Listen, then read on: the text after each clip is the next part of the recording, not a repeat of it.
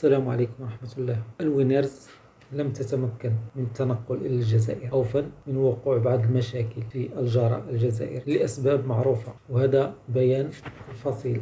برسم الجولة الثانية من دور المجموعات لدوري أبطال إفريقيا، تنقل نادي الوداد الرياضي إلى الجزائر من أجل مواجهة شبيبة القبائل، وذلك يوم الجمعة 17 فبراير 2023 انطلاقا من الساعة 8 ليلا.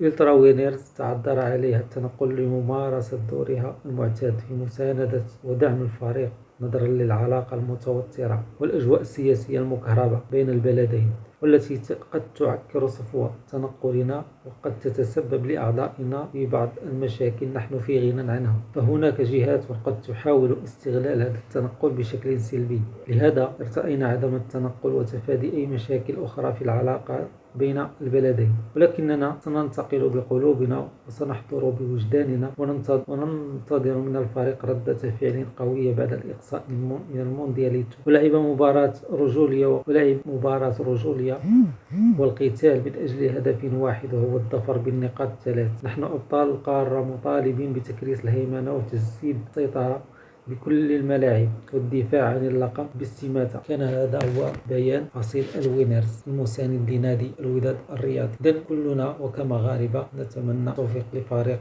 الوداد الرياضي، إن شاء الله يجيب 3 نقاط من الجزائر إن شاء الله، وبحول الله نطلب التوفيق من الله، واللاعبين إن شاء الله يكونوا رجال في التيران وما يخيبوناش.